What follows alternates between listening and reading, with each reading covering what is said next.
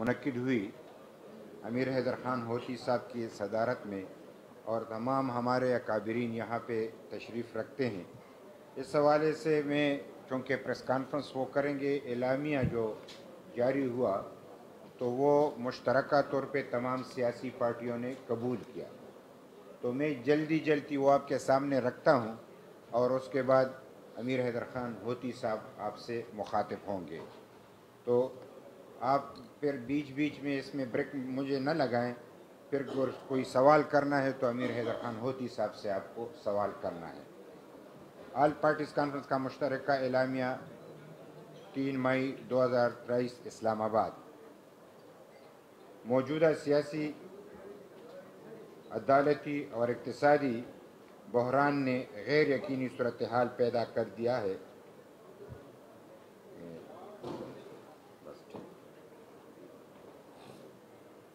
سیاست اگر ختم ہوگی تو آئینی اور پارلیمانی بالادستی کو خطرات لاحق ہوں گے۔ پارلیمانی بالادستی کو ہر صورت میں یقینی بنایا جائے۔ سیاسی فیصلوں کی جگہ سیاسی جماعتیں اور پارلیمان ہے۔ سیاسی فیصلے عدالتوں میں لے جائیں گے تو عدالتی بحران جنم لے گا، جس کا ہم آج مشاہدہ کر رہے ہیں۔ عدالت کا کام آئین کی تشریح ہے، قانون سازی اور آئین سازی پارلیمان کا اختیار نہیں ہے۔ انتخابات کی تاریخ پر اختلاف کو حل کرنے کے لیے تمام آئینی، قانونی اور سیاسی پہلوؤں کو مد نظر رکھنا ہوگا۔ انتخابات جب بھی ہوں وہ ایک ہی دن ہو، تب ہی انتخابات کی شفافیت کو یقینی بنایا جا سکتا ہے۔ تمام سیاسی جماعتیں باہمی مذاکرات کے ذریعے انتخابات کی تاریخ کا تعین کریں۔ پورے ملک میں منصفانہ مردم شماری کا انعقاد ممکن بنایا جائے۔ مردم شماری کے حوالے سے پورے ملک، بالخصوص پختونخوا کے نئے اضلاع، بلوچستان کے کوئٹہ اور دیگر پشتون علاقوں اور سندھ کے کراچی اور دیگر شہری علاقوں میں حالیہ مردم شماری پر تحفظات کو دور کیا جائے اور نئے منصفانہ حلقہ بندیوں کو یقینی بنایا جائے۔ پختونخوا اور ملک کے دوسرے حصوں میں دہشت گردی کی نئی لہر نے انتہائی خطرناک شکل اختیار کر لی ہے۔ ماضی میں اسٹیبلشمنٹ اور حکمرانوں کے غلط فیصلوں اور پالیسیوں کی وجہ سے دہشت گردی شروع ہوئی اور 2014 میں ایک متفق کا نیشنل ایکشن پلان بنا، لیکن بدقسمتی سے اس کو عملی جامہ نہیں پہنایا گیا۔ غیر آئینی مذاکرات، دہشت گردوں کی آبادکاری، بتوں کی صورت میں ان کی فنڈنگ اور جیلوں سے رہائی کی وجہ سے دہشت گردی کی ایک نئی لہر نے جنم لیا۔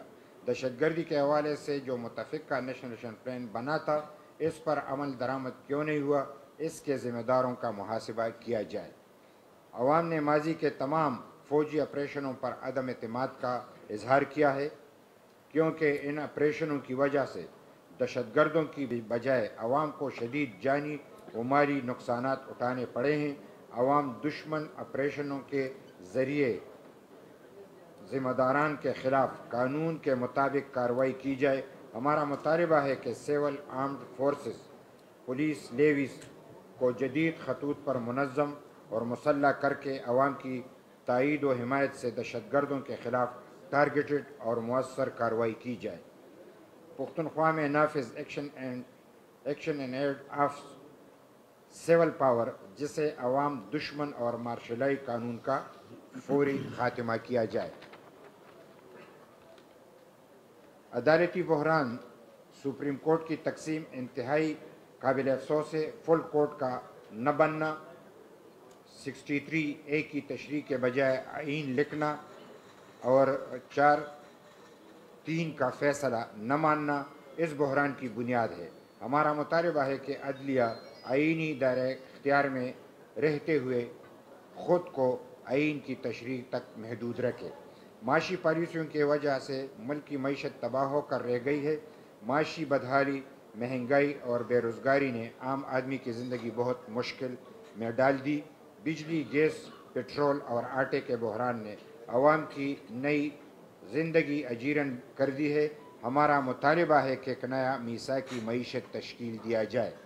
صوبائی خود مختاری کے خلاف کسی بھی سازش کو برداشت نہیں کیا جائے گا۔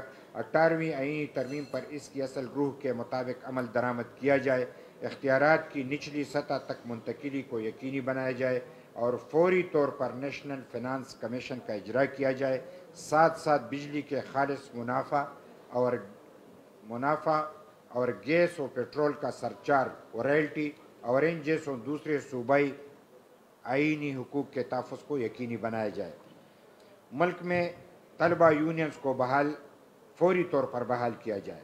نوجوان نسل کو جدید عصری تقاضوں کے مطابق اپنی صلاحیتوں کو پروان چڑھانے کا موقع فراہم کیا جائے۔ 19ویں آئینی ترمیم پر نظر ثانی کی جائے۔ تمام لاپتہ افراد فوری طور پر عدالتوں میں پیش کیے جائیں۔ جبری گمشدگی کے غیر انسانی اور غیر آئینی عمل کو فوری طور پر ختم کیا جائے۔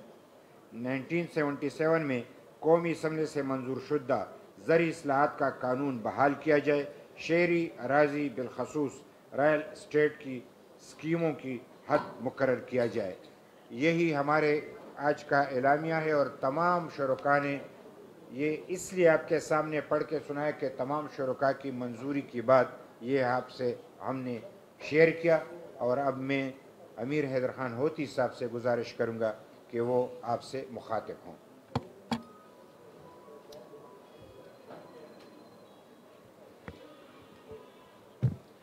بسم اللہ الرحمن الرحیم۔ سب سے پہلے تو میں میڈیا کے اپنے تمام دوستوں کا اور بھائیوں کا شکریہ ادا کرتا ہوں کہ آپ تشریف لائے، اور آپ میں بہت سارے دوستوں نے کافی انتظار بھی کیا، اس کے لیے آپ سے معذرت خواہ ہوں، اور آپ کا مشکور ہوں کہ آپ یہاں پر آج موجود ہے تاکہ آج کے اے پی سی کے حوالے سے جو بھی اہم نکات اور معاملات ہیں وہ آپ کے ذریعے پورے ملک اور ساری قوم تک پہنچے۔ اس پریس کانفرنس میں میرے ساتھ جتنے بھی قابل احترام سیاسی قائدین تشریف فرما ہیں، ان سب کا بے حد مشکور ہوں، اور ان کے علاوہ آج صبح سے لے کر تقریباً 6 بجے تک جتنی بھی پولیٹیکل پارٹیز، پولیٹیکل لیڈرشپ، آج سیاسی قائدین جتنی بھی یہاں پر تشریف لائیں اور انہوں نے شرکت کی اس آل پارٹیز کانفرنس میں ان کا بھی بے حد مشکور ہوں۔ عوامی نیشنل پارٹی کی طرف سے ان کا شکریہ ادا کرتا ہوں کہ وہ آج تشریف لائے۔ آج کے اعلامیے کے مطابق تو میاں افتخار صاحب نے آپ کو آگاہ کر دیا۔ میں کچھ چند اہم نکات پر آپ سے بات کروں گا۔ سب سے پہلے تو اس میں کوئی شک نہیں کہ اس وقت ملک میں ایک ڈیڈ لاک ہے، ایک ڈیڈ لاک ہے، بحران ہے، اور بدقسمتی سے ایک عجیب قسم کی پولرائزیشن ہے۔ سیاست میں جتنی پولرائزیشن ہم آج دیکھ رہے ہیں شاید پاکستان کی سیاسی تاریخ میں کبھی دیکھنے کو نہیں ملی۔ اس وقت جتنی تلخیاں ہیں شاید اتنی تلخیاں بھی پہلے دیکھنے کو نہیں ملی۔ ہم سب یہ سمجھتے ہیں کہ اپنی ذاتی انا اور ضد جو ہے وہ مسئلے کا حل نہیں ہے، اس سے مسئلہ حل نہیں ہوتا بلکہ مسائل مزید پیدا ہوتے ہیں۔ ضرورت اس بات کی ہے کہ سیاسی معاملات کو، سیاسی ڈیڈ لاکس کو سیاسی ڈائیلاگ کے ذریعے حل کیا جائے. اور آج اس اے پی سی میں یہی سب کی رائے تھی کہ ہمیں پولیٹیکل ڈائیلاگ کی طرف بڑھنا ہوگا اور پولیٹیکل ڈائیلاگ کے ذریعے ہی ان مسائل کو حل کرنا ہوگا. چونکہ یہ آل پارٹیز کانفرنس تھی اور تحریک انصاف بھی ایک پارٹی ہے، ہم نے ان کو بھی انوائٹ کیا تھا، مگر وہ آج تشریف نہیں لائے. اور سننے میں آیا ہے کہ ان کا موقف یہ تھا کہ یہ حکومتی اتحاد کا اجلاس ہونے جا رہا ہے، اس لیے ہم اس میں شرکت نہیں کریں گے. تو میں معذرت کے ساتھ صرف یہ ان سے پوچھنا چاہوں گا کہ یہاں پر آج جتنی پولیٹیکل پارٹیز آئی ہیں وہ سب حکومت کا حصہ نہیں ہے. بہت ساری ایسی پولیٹیکل پارٹیز آج یہاں پر موجود تھی جو حکومتی اتحاد کا حصہ نہیں تھی، لیکن وہ پاکستان کے لیے ایک پولیٹیکل ڈائیلاگ کے لیے یہاں پر تشریف لائے تھے. اور اس کی بھی مجھے سمجھ نہیں آتی کہ ایک طرف تو آپ بیٹھ کر حکومتی ٹیم کے ساتھ مذاکرات کر رہے ہیں، جو اچھی بات ہے، وہ مذاکرات ہونے چاہیے، لیکن وہاں پر بیٹھ کر آپ مذاکرات کرتے ہیں اور دوسری طرف جب اس ملک کی تمام پولیٹیکل پارٹیز بیٹھتی ہیں مشاورت کے لیے، ان مسائل کا حل ڈھونڈنے کے لیے، تو آپ یہ کہہ کر نہیں آتے کہ یہ حکومتی لوگوں کا اجتماع ہے. میں اس موقع پر کچھ اور زیادہ کہنا نہیں چاہوں گا اس حوالے سے، لیکن یہی گزارش ان سے کرنا چاہوں گا کہ ذرا نظر ثانی کر لیں اپنے ان رویوں پر، اپنی اس سوچ پر، اور کوئی بھی موقع اگر دستیاب ہو ان مسائل کو حل کرنے کے لیے تو کم از کم اس کو اپنی سیاست اور سیاسی مفاد کی نظر نہ کریں. آج اس آل پارٹیز کانفرنس میں الیکشنز کے انعقاد کے حوالے سے بھی مشاورت ہوئی اور تمام پولیٹیکل پارٹیز اس بات پہ متفق ہیں کہ پاکستان میں جب بھی الیکشن ہو ایک دن ہو. یہ نہیں ہو سکتا کہ ملک کے کچھ حصوں میں پہلے الیکشن ہوں گے اور باقی ملک میں بعد میں الیکشنز ہوں گے. نہایت احترام پنجاب کے صوبے کے لیے اور تمام پنجاب میں رہنے والے بہن بھائیوں کے لیے، لیکن یہ بھی ممکن نہیں ہے کہ پنجاب کے انتخابات پہلے ہو اور اس کے سیاسی اثرات پھر صرف پنجاب تک محدود نہ رہے، بلکہ وہ اثرات پھر باقی صوبوں پہ بھی ہو. اس لیے ہم یہ سمجھتے ہیں کہ الیکشن ایک دن ہو، اور ویسے بھی جب فیئر فری الیکشنز کی بات ہوتی ہے تو جب ایک پولیٹیکل گورنمنٹ بیٹھی ہوگی پنجاب میں، کسی بھی پارٹی کی ہو وہ، تو کیسے فیئر اور فری الیکشنز ممکن ہے؟ پھر ہم یہ بھی سمجھتے ہیں کہ بدقسمتی سے کچھ عدالتی فیصلوں کی وجہ سے یہ بحران، یہ مسئلہ حل نہیں ہوا، بلکہ یہ مزید پیچیدہ ہوا. آرٹیکل 63A کے حوالے سے جو سپریم کورٹ کے بینچ کا فیصلہ ہے، اگر وہ اس فیصلے میں اپنے آپ کو محدود رکھتے آئین کی تشریح تک اور آئین کو ری رائٹ نہ کرتے تو شاید پنجاب کی اسمبلی آج بھی برقرار رہتی، اور اگر پنجاب کی اسمبلی برقرار رہتی تو میں یقین سے کہہ سکتا ہوں کہ خیبر پختونخوا کی اسمبلی نے پھر تحلیل نہیں ہونا تھا۔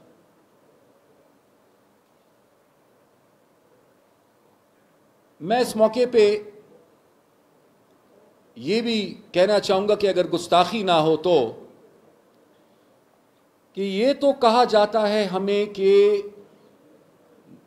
90 ڈیز 90 دن کے اندر انتخابات نہ کرا کر آئین کی خلاف ورزی کی جا رہی ہے،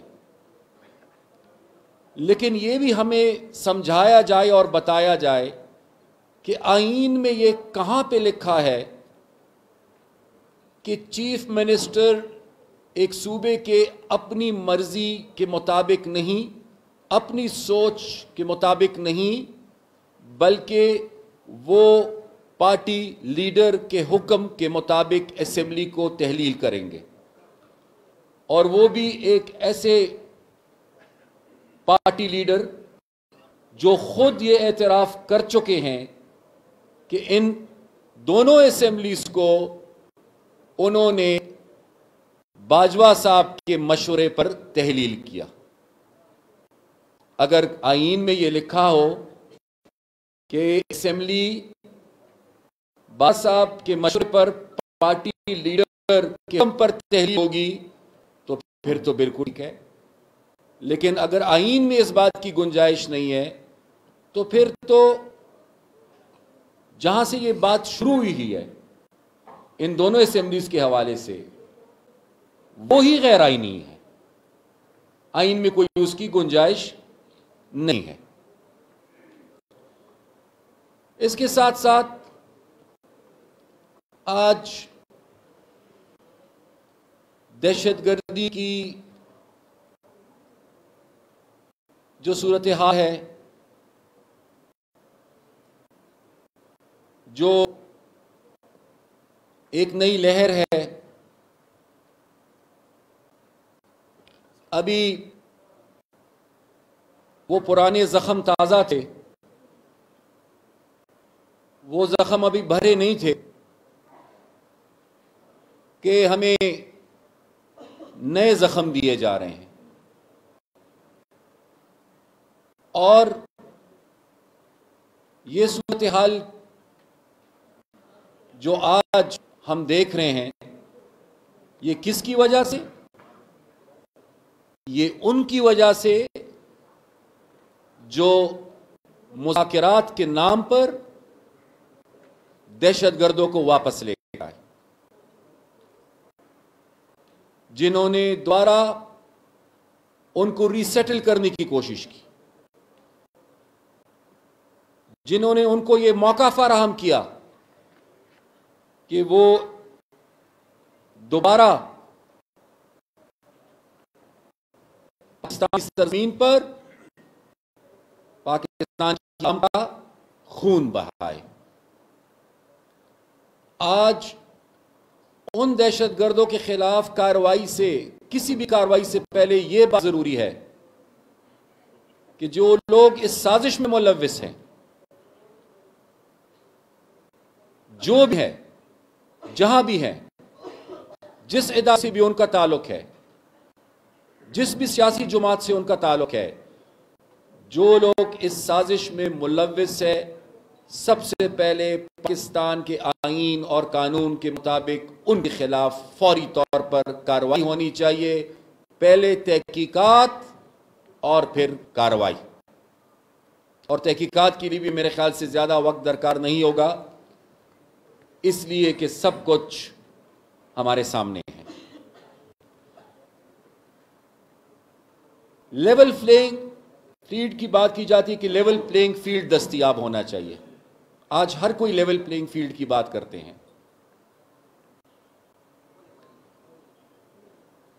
میں اس طرف میں افتخار صاحب بیٹھے ہیں جن کا اکلوتا بیٹا شہید ہوا، ساتھ ہی محترم غفور حیدری صاحب بیٹھے ہیں جن پر خودکش حملہ ہو چکا ہے، اور اس میں 26 لوگ شہید ہوئے. ان کے قریب ہی محترم آفتاب شیرپاؤ صاحب تشریف فرما ہیں جن پر کئی بار حملے ہو چکے ہیں. اس میں بہت سارے بے گناہ لوگ شہید ہوئے ہیں. یہاں پر میرے قریب امیر مقام صاحب تشریف فرما ہیں جن پر کئی بار حملے ہو چکے ہیں. ساتھ ان کے افراسیاب خٹک صاحب تشریف فرما ہیں جن پر الیکشن کیمپین میں ایک خودکش حملہ ہو چکا ہے. ساتھ ہی جو میرے چھوٹے بھائی تشریف فرما ہے خوشحال خان، ان کے والد صاحب کو، عثمان کاکڑ صاحب کو شہید کیا گیا، اور بہت سارے. ہم یہ آج پوچھنا چاہتے ہیں کہ آخر یہ کھیل کب تک جاری رہے گا؟ جو لوگ ان لوگوں کو دوبارہ لے کر آئیں اور ان کو منظم کر رہے ہیں، ان کو دوبارہ آباد کر رہے ہیں، کس مقصد کے لیے؟ تاکہ ان کے لیے آسانی ہو اور باقی جو پولیٹیکل پارٹیز ہیں، خاص کر جو پہلے سے متاثر ہیں، وہ پھر متاثر ہوں، ان کو پھر روکا جائے، پھر الیکشن کی بجائے سلیکشن ہو. اب اس دفعہ اس طریقے کا انتخاب کیا گیا ہے کہ اپنے سیاسی مخالفین کو اگر آپ نے میدان سے باہر رکھنا ہے تو اس کے لیے ان لوگوں کو واپس لاؤ مذاکرات کے نام پر، اور انہی کے ذریعے یہ یقینی بناؤ کہ آپ کے سیاسی مخالفین میدان میں نہ ہو بلکہ میدان سے باہر ہو. جس طرح میاں صاحب نے کہا